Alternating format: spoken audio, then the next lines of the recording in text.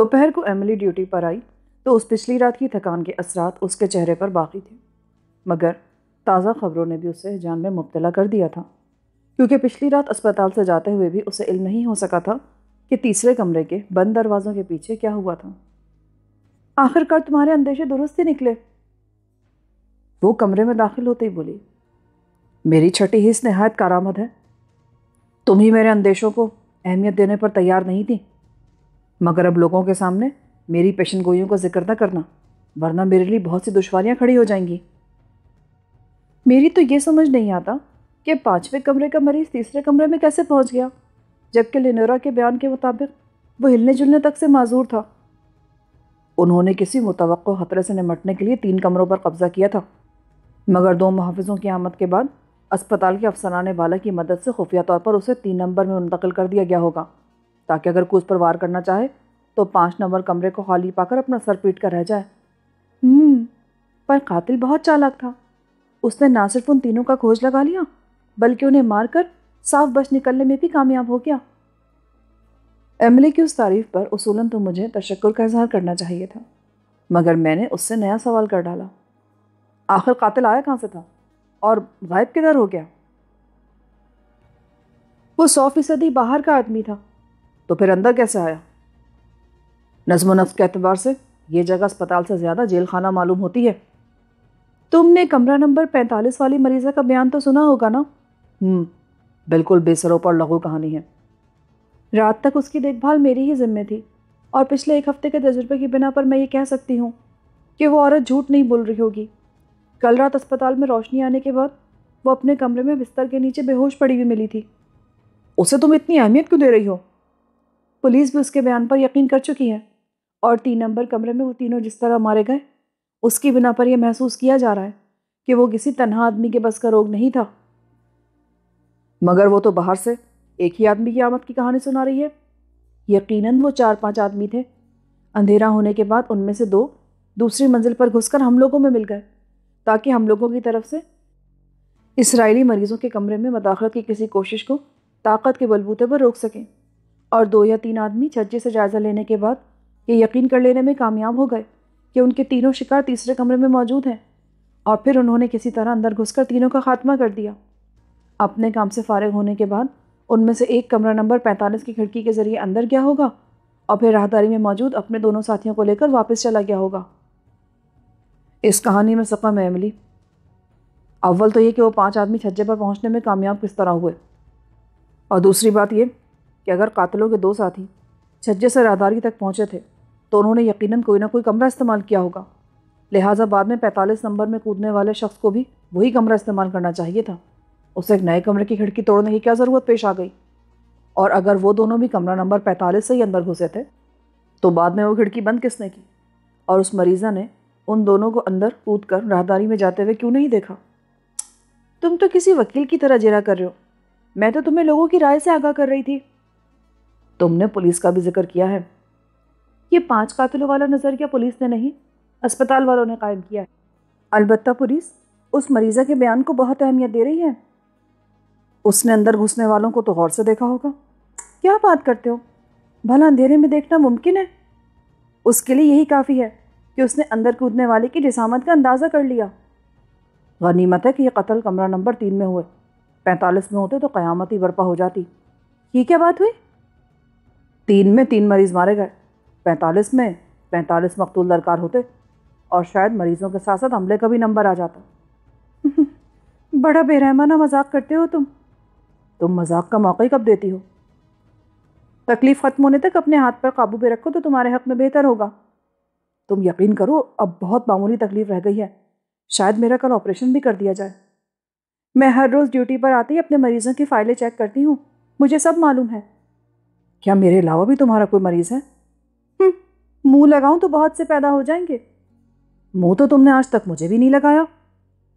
تمہاری تو بس زبان ہی چلتی رہتی ہے، ورنہ عملی طور پر پرلے درجے کے بزدل ہو کے 5 نمبر والے کے خوف سے اسپتال سے ہی بھاگے جا رہے تھے۔ 2 میں سے 1 کو تو جانا ہی تھا، وہ چلا گیا، اب میں سکون سے تمہاری مسیحائی کا لطف لے سکوں گا۔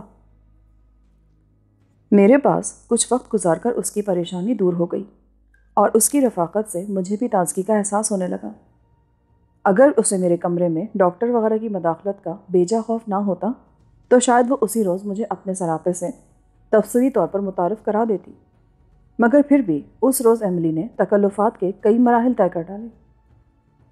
جب وہ میرے کمرے سے نکل رہی تھی تو اچانک مجھے بھولی ہوئی بات یاد آ گئی اور میں نے فوراً ہی اس سے سوال کر ڈالا، کل تم نے تو 3 اور 7 نمبر والے مریضوں کو دوا میں خواب آور دوا دینے کا منصوبہ بنایا تھا نا؟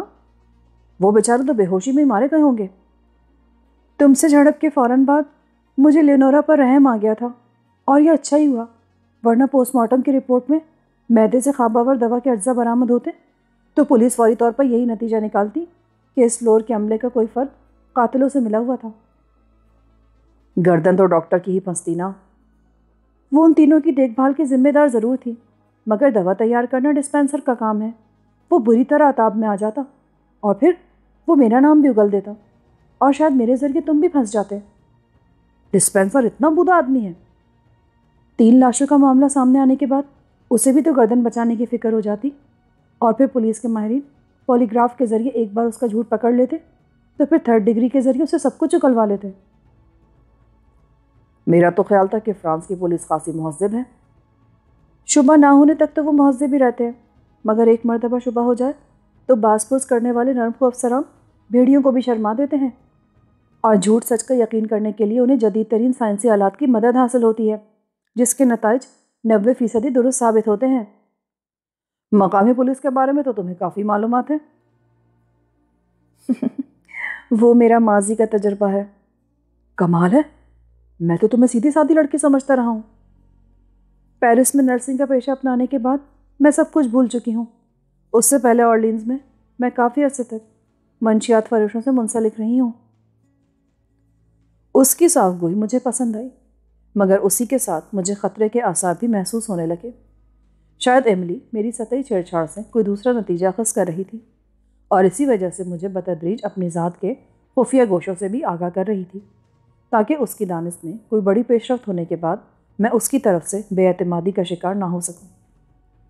ایملی کے چلے جانے کے بعد میں خاصی دیر تک اس کے بارے میں سوچتا رہا، اور آخر کار اسی نتیجے پر پہنچا کہ آئندہ مجھے اس کے ساتھ محتاط رویہ اختیار کرنا چاہیے۔ وہ دن سکون سے گزرا۔ اسپتال پولیس کیمپ بنا ہوا تھا، مگر رات کو میرا بیان لینے کے بعد شاید مجھے واردات کا ناکارہ ترین گواہ فرض کر لیا گیا تھا، کیونکہ کسی بھی پولیس افسر نے دوبارہ میرے کمرے کا رخ نہیں کیا تھا۔ مجھے شدت سے ملاقات کا وقت شروع ہونے کا انتظار تھا، تاکہ راڈرک سے باہر ہونے والی خونریز لڑائی کی تفصیلات معلوم کر سکوں۔ ملاقات کے وقت کا آغاز ہوا تو میری نظریں بار بار اپنی رسٹ واچ کی طرف اٹھنے لگیں۔ وقت دھیمے دھیمے گزرتا رہا اور میں بستر پر پڑا بے چینی سے کروٹیں بدلتا رہا۔ میری دانست میں میرے کمرے میں کسی ملاقاتی کا نہ آنا پریشانی کا سبب بن سکتا تھا۔ اس روز پولیس افسران یقینی طور پر ملاقاتیوں کا گہرا جائزہ لے رہے ہوں گے، اور ملاقات کا وقت ختم ہونے پر جب انہیں دوسری منزل پر کسی لاوارث مریض کی موجودگی کا اندازہ ہوتا تو شاید وہ میری طرف متوجہ ہو سکتے تھے، تاکہ میرے بارے میں تفصیلی معلومات جمع کر سکیں۔ ملاقات کا وقت ختم ہونے سے چند منٹ پہلے میرے کمرے کا دروازہ کھلا، اور میں قبضوں کی چرچراہٹ سن کر اضطراری انداز میں بستر سے اٹھ گیا۔ مجھے اس وقت راڈرک یا ایملی میں سے کسی ایک کی آمد کی امید تھی، مگر جو شخص کھلے ہوئے دروازے کی اوٹ سے طلوع ہوا وہ میرے لیے اجنبی تھا۔ وہ پتلے پتلے ہونٹوں اور ستے ہوئے چہرے والا ایک مخمنی سا سفید فام نوجوان تھا، جس کی خوابدیدہ نگاہیں مجھ پر مرکوز تھیں۔ پہلی نظر میں وہ آدمی پولیس کے محکمے کا کوئی سنگ دل سراغ رسا محسوس ہوا، مگر جب نگاہیں چار ہونے پر اس کے لبوں پر دوستانہ مسکراہٹ ابھری تو میری جان میں جان آئی۔ شام بخیر مسٹر براؤن، تمہاری کامیابی کی خبر اخبارات کے ذریعے مل چکی تھی، اگر اوپر والے تمہاری طرف سے فکر مند ہیں۔ قریب آ کر اس نے دھیمی آواز میں کہا، میں ٹھیک ہوں، یہ بتاؤ کہ راڈرک کہاں ہے؟ یہ نام میرے لیے نیا ہے، مجھے صرف یہ بتا کر بھیجا گیا ہے کہ باہر کے حالات فی الحال خراب ہیں۔ اسپتال کے بعد شہر میں بھی کئی جگہ خون ریزی ہوئی ہے، حالات سدھرتے ہی تم سے دوبارہ رابطہ قائم کیا جائے گا۔ تم عبداللہ سے واقف ہو؟ میں نے اضطراب کی کیفیت میں دریافت کیا۔ میں شرمندہ ہوں۔ اس نے سر کو نفی میں جنبش دیتے ہوئے کہا، پھر تمہیں یہاں کس نے بھیجا ہے؟ یہ سوال کرتے ہوئے میں نے اپنے وجود میں خوف کی ایک سرد سی لہر سرایت کرتی محسوس کی۔ اس کی مسلسل لا علمی پر مجھے شبہ ہوا تھا کہ کہیں کسی سرکاری ایجنسی کی طرف سے اس شخص کے ذریعے مجھ پر جال نہ ڈالا گیا ہو۔ میں یہ بھی نہیں بتا سکتا، مگر یقین رکھو میں تمہارے خیر خواہوں میں سے ہوں۔ اس نے شاید میرے دل کی بات بھانپتے ہوئے کہا۔ شہر میں کس قسم کی خون ریزی ہوئی ہے؟ مقامی بدماشوں نے آج شہر کے 3 نیم مصروف علاقوں میں دن دہاڑے چاقو گھونپ کر 6 فلسطینیوں کو زخمی کر دیا، اور صبح 11 بجے عراق کی ایئر لائن کے دفتر پر نامعلوم حملہ آوروں نے 2 آتش گیر بم پھینکے، جس کے نتیجے میں عملے کے 4 افراد شدید زخمی ہو گئے۔ کوئی جوابی اقدام؟ پتہ نہیں۔ ویسے شہر کے شمالی حصے میں جیراڈ نامی ایک مقامی بدماش کے کسینوں میں ہولناک آگ لگی ہوئی ہے، جسے بجھانے کی کوششیں جاری ہیں۔ جیراڈ نے لاکھوں فرانک کی لاگت سے حال ہی میں وہ کسینو تعمیر کرایا تھا۔ ہو سکتا ہے شہر میں پیش آنے والا یہ اہم واقعہ کسی جوابی کارروائی کا نتیجہ ہو۔ اسی وقت دیواروں میں پوشیدہ اسپیکرز پر ملاقات کے وقت کے خاتمے کا اعلان کیا جانے لگا۔ آپ نے اپنا نام نہیں بتایا؟ میں نے اس سے ہاتھ میں لاتے ہوئے پوچھا۔ دوست بس دوست ہی ہوتے ہیں۔ ویسے میں نے استقبالیہ کاؤنٹر پر اپنا نام جوزف المیڈا لکھوا کر داخلہ کارڈ حاصل کیا تھا۔ یہ کہہ کر وہ چلا گیا۔ اس شخص کے ذریعے ملنے والی خبریں نہایت سنسنی خیز اور خاصی حد تک پریشان کن تھیں، اور اس سے ملنے والی اطلاعات کی روشنی میں باقی کڑیاں میں خود لگا سکتا تھا۔ عبداللہ کے لیے اسپتال کا رخ کرنا خطرناک تھا، کیونکہ وہ بآسانی پہچانا جا سکتا تھا، مگر اس شام راڈرک کی غیر حاضری تشویشناک تھی۔ اس کے نہ آنے کا ایک ہی سبب ہو سکتا تھا کہ پچھلی رات کے حادثے میں یا بعد کے کسی حملے کے نتیجے میں وہ زخمی ہو گیا ہو۔ راڈرک کی غیر حاضری کے بعد گمنام حملہ آوروں کی طرف سے 3 مقامات پر خنجر زنی کی وارداتیں اور عراقی ہوائی کمپنی کے دفتر پر حملہ بھی میری پریشانی میں اضافے کا سبب تھا، اور اس کے بعد جیراڈ کے کسینوں کی ہولناک آگ اس بات کی غماز تھی کہ عبداللہ نے عزرا اور ابراہم کے خاتمے کے بعد اپنے ہم نسلوں پر ہونے والے اندھادھند حملوں پر جھلا کر جیراڈ کے خلاف انتقامی کارروائی کا آغاز کیا تھا، تاکہ جارحیت کے بجائے اسے دفاعی حکمت عملی اختیار کرنے پر مجبور کیا جائے۔ اگلے روز صبح ناشتے میں مجھے سیال خوراک دی گئی اور میرے استفسار پر بتایا گیا کہ اسی روز دن کے 2 بجے میرا آپریشن کیا جانے والا ہے۔ میں نے نرس سے خواہش ظاہر کی کہ میں آپریشن سے قبل 1 مرتبہ اپنے سرجن سے ملنا چاہتا ہوں۔ میرے اظہار مدعا کے آدھے گھنٹے میں نرس کے ہمراہ میرا ادھیڑ عمر سرجن وہاں آن پہنچا۔ کیا بات ہے مسٹر براؤن؟ آپریشن سے خائف تو نہیں ہو؟ مجھے آپریشن کے تصور سے بخار چڑھنا شروع ہو گیا ہے۔ اس سے گلو خلاصی نہیں ہو سکتی کیا؟ ان آخری لمحات میں تمہاری درخواست بالکل بے سود ہے۔ اپینڈکس کا آپریشن بہت معمولی ہوتا ہے۔ چھوٹا سا نشتر لگا کر فاضلات نکالنے میں بمشکل 10 منٹ لگتے ہیں، اور آدھے گھنٹے بعد تم اپنے کمرے میں واپس پہنچا دیے جاؤ گے۔ تمہارے لیے اس آپریشن کا کیا جانا ہی بہتر ہوگا۔ تم سرجری کی اصطلاح میں سے معمولی قرار دے رہے ہو، مگر پیٹ کاٹے جانے کا تصور ہی میرے لیے اذیت ناک بنتا جا رہا ہے۔ اپینڈکس کی تکلیف آج کل 99.99% کیسوں میں قابل علاج ہوتی ہے، اور مرنے والوں کی تعداد 0.5% سے بھی کم ہے۔ اور تمہاری فائل دیکھ کر مجھے اندازہ ہوا ہے کہ درد کی شدت کے اعتبار سے تم کو 0.5% میں شامل ہونا چاہیے تھا۔ یہ معجزہ ہی ہے کہ انتہائی تاخیر سے رجوع کرنے کے باوجود ڈاکٹروں نے محض دوا سے تمہاری حالت پر قابو پا لیا۔ تمہارے بارے میں میرا تجربہ بتاتا ہے کہ اگر اس بار تمہارا آپریشن نہیں کیا گیا تو اگلے دورے میں شاید تم چند گھنٹوں میں ہی آنت پھٹنے سے مر سکتے ہو۔ مجھے خوفزدہ نہ کرو ڈاکٹر، موت کا خوف ہی تو مجھے آپریشن سے ڈرا رہا ہے۔ سرجن کافی دیر تک میرے ساتھ سر کھپاتا رہا، اور آخر کار مجھے آپریشن کے حق میں دلائل دے کر واپس لوٹ گیا۔ دوپہر کو ٹھیک 2 بجے مجھے 4تھی منزل پر واقع پرشکو آپریشن تھیٹر میں میز پر پہنچا دیا گیا۔ وہاں سارا عملہ سر سے پیر تک سفید لبادوں میں تھا۔ کپڑے کی سفید ٹوپیاں، منہ اور ناک پر سفید نقاب، اور پیروں تک میں جوتوں کے بجائے 22 قسم کے سفید موزے چڑھے تھے، اور مجھے یوں لگ رہا تھا جیسے میری موت واقع ہو چکی ہو اور میرے گرد قدیم روحیں منڈلاتی پھر رہی ہوں۔ مجھے بے ہوشی کا انجیکشن دینے کے چند منٹ بعد 100 تک گنتی گننے کی ہدایت کی گئی، جس پر میں نے فوراً عمل شروع کر دیا، مگر 30 تک پہنچتے ہی میری زبان تیزی سے بھاری ہونے لگی اور ذہن پر خوابناک دھند گرنے لگی۔ 40 سے آگے میرے لیے گنتی جاری رکھنا ناممکن ہو گیا۔ میرا ذہن ہوش اور بے ہوشی کے درمیان ڈگمگا رہا تھا کہ مجھے اپنے چاروں طرف روشنی کا سیلاب امڑ پڑنے کا احساس ہوا۔ میں نے اپنی منووزنی پلکیں اٹھا کر آپریشن ٹیبل پر لگے ہوئے دیو قامت برقی ریفلیکٹر پر نگاہ ڈالنی چاہی، مگر کامیاب نہ ہو سکا۔ دوبارہ ہوش آیا تو میں اپنے کمرے میں موجود تھا اور ایملی میرے بستر پر بیٹھی ہوئی تھی۔ مجھے ہوش میں آتے دیکھ کر وہ اضطراری انداز میں مجھ پر جھک پڑی اور آہستہ آہستہ مجھے آپریشن کے بارے میں بتانے لگی۔ اس نے مجھے ٹیسٹ ٹیوب میں پڑی ہوئی وہ فاضل آت دکھائی جو میرے پیٹ سے جراحی کے ذریعے نکالی گئی تھی۔ اس سیاہی مائل سرخ لوتھڑے کی لمبائی کسی طرح 10-11 انچ سے کم نہیں تھی، اور جب ایملی نے مجھے یہ بتایا کہ میری آنت ورم زدہ ہونے کے ساتھ ہی غیر معمولی طوالت بھی اختیار کر چکی تھی تو میں حیران رہ گیا، کیونکہ میری وہ فرضی تکلیف کا ٹھوس ثبوت پیش کر رہی تھی۔ اس کے بیان کے مطابق عام حالات میں وہ آنت 3-4 انچ سے زیادہ لمبی نہیں ہوتی۔ اسے حیرت تھی کہ میں ایسی خراب حالت کے باوجود آپریشن تک زندہ کیسے رہ گیا، اور مجھے حیرت اس بات پر تھی کہ تکلیف کے بغیر میری آنت کا وہ حال کیسے ہو گیا۔ مجھے بے ہوشی کے انجیکشن دیے جانے کے ساتھ ہی مقامی طور پر جلد کو سن کرنے والی دوا بھی لگائی گئی تھی، جس کا اثر ختم ہونے کے ساتھ ہی مجھے اپنے پیٹ پر ڈریسنگ کے نیچے چھپے ہوئے تازہ زخم میں شدید تکلیف محسوس ہونے لگی۔ اسپتال میں میرے اگلے 2 دن سخت بے آرامی میں گزرے۔ پھر اس کے بعد آہستہ آہستہ ٹانکوں میں تکلیف کم ہونے لگی۔ آپریشن سے 1 روز قبل المیڈا کے فرضی نام سے ایک شخص مجھے بیرونی حالات سے ضرور آگاہ کر گیا تھا، مگر اس کے بعد 4 روز تک مجھ سے ملنے کوئی نہیں آیا۔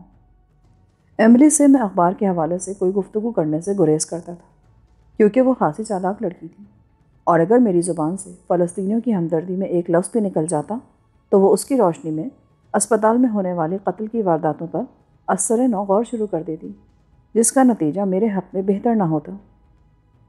5ویں دن غیر متوقع طور پر روڈرک میرے کمرے میں داخل ہوا تو وفور مسرت سے میرا دل بلیوں اچھل پڑا، ورنہ میں تو اس کے بارے میں یہ فرض کر چکا تھا کہ وہ جیراڈ کے غنڈوں میں سے کسی کے مہلک وار کا نشانہ بن گیا ہوگا۔ جب وہ آیا تو ایملی بستر پر میرے قریب بیٹھی گیلے تولیے سے میرا چہرہ صاف کر رہی تھی۔ روڈرک کی آمد اسے خاصی گرا گزری اور وہ عجلت میں اپنا کام پورا کر کے واپس چلی گئی۔ تمہارا تو آپریشن ہی ہو گیا؟ ویسے تم نے اپنا کام شاندار طریقے سے انجام دیا تھا، جس کے نتیجے میں ہر طرف تہلکہ مچ گیا۔ یہ سب باتیں چھوڑو اور یہ بتاؤ 5 دن سے تم کہاں تھے؟ لمبا چکر ہو گیا تھا، اسی میں مچھلی والی لڑکی بھی ہاتھ سے نکل گئی۔ عالم بالا میں چلے گئے تھے کیا؟ چند انچ کی کسر رہ گئی تھی۔ میری دونوں ٹانگوں میں 4 زخم آئے تھے، اور آج میں پہلی بار لنگڑائے بغیر چلنے کے قابل ہوا ہوں۔ پٹیاں بندھوا کر لاٹھی ٹیکتا تمہارے پاس آتا تو اپنے ساتھ ساتھ تمہیں بھی پولیس کی نظروں میں مشتبہ بنا دیتا۔ زخم کیسے آئے تھے؟ اسی رات کا تحفہ تھا۔ باہر سینکڑوں راؤنڈز کا تبادلہ ہوا تھا۔ عبداللہ کا بایاں شانہ میں دھڑ گیا تھا۔ وہ تو مقدر ہی تھا، ورنہ ہمارے ساتھ 2-3 آدمی مارے جاتے تو تعجب نہ ہوتا۔ ایک موقع پر ہم بری طرح ان کے نرغے میں آ گئے تھے۔ جھاڑیوں میں لاش کس کی ملی تھی؟ میں نے سرگوشیانہ لہجے میں سوال کیا۔ انہی کا آدمی تھا۔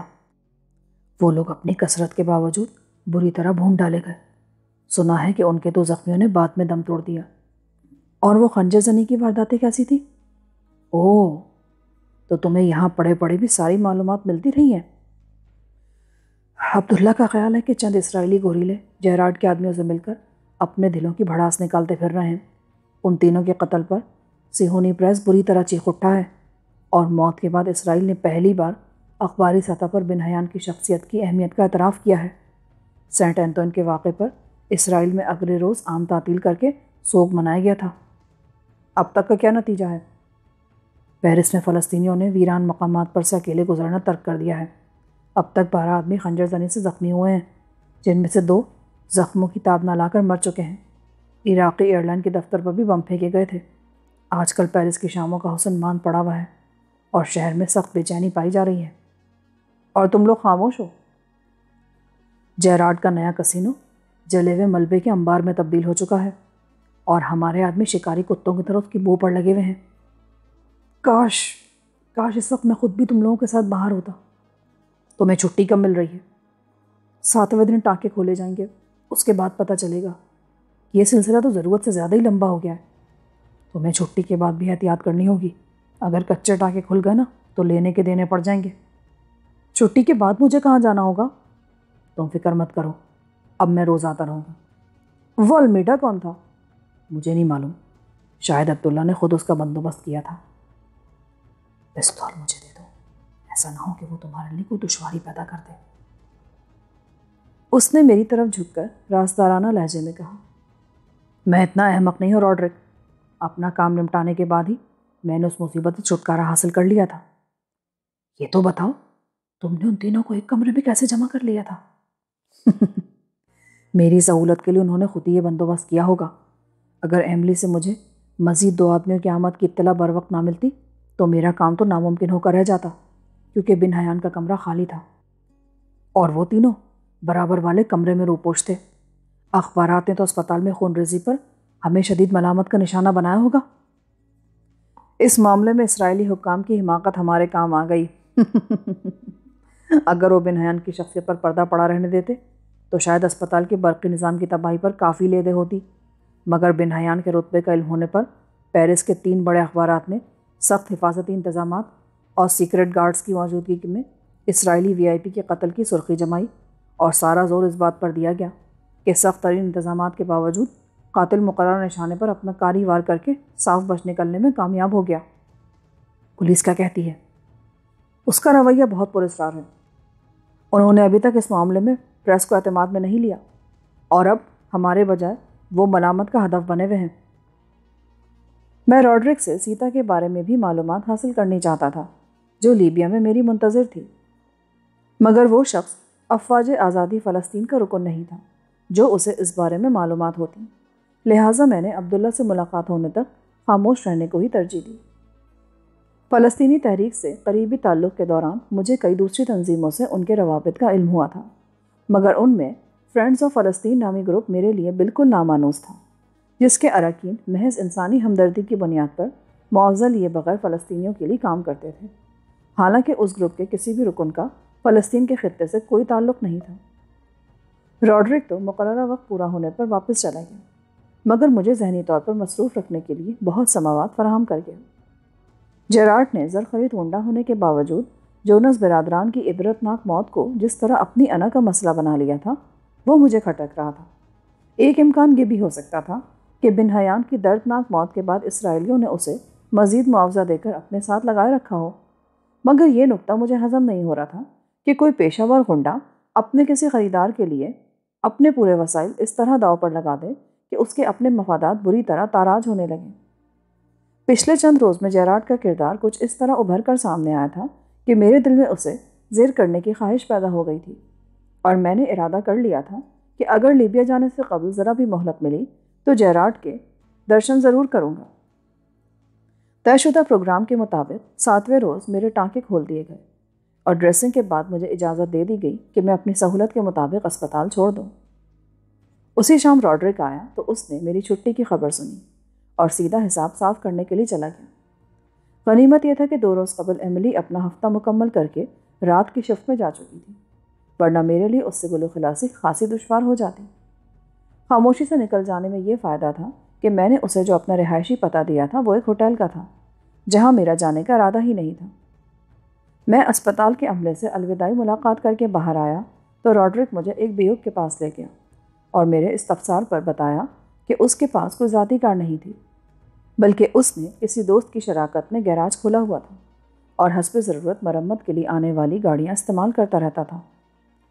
عبداللہ کا قیام کہاں ہے؟ وہ کسی مدام فے کا نام لیتا ہے۔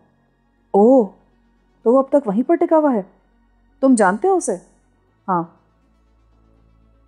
روڈرک نے اپنے فلیٹ کا رخ کرنے سے پہلے مجھے جیراڈ کے کسینوں کا جلا ہوا ملبہ دکھایا، جو واقعی خاکستر ہو چکا تھا۔ عمارت کا بیشتر حصہ آتش زنی کے بعد زمیں بوس ہو چکا تھا، لیکن باقی رہ جانے والے آثار پھر بھی بتا رہے تھے کہ آگ لگنے سے پہلے وہاں 3 منزلوں پر محیط کوئی عظیم و شان عمارت رہی ہوگی۔ جیراڈ کے ٹھکانے سے واقف ہو تم؟ اس کے 10 ٹھکانے ہیں، وہ کہیں بھی ہو سکتا ہے، تو کیوں نہ اسی کو تلاش کیا جائے؟ عبداللہ بتا رہا تھا کہ جیراڈ کا ایک آدمی اسے اور تمہیں اچھی طرح پہچانتا ہے۔ روڈرک نے معنی خیز لہجے میں کہا، اور میرے بدن میں سنسنی دوڑ گئی۔ جونس ولا میں میرے ہاتھوں سے بچ کر فرار ہونے والا جیراڈ کا ایک آدمی واقعی مجھے اچھی طرح پہچانتا تھا اور میں اسے فراموش کر بیٹھا تھا۔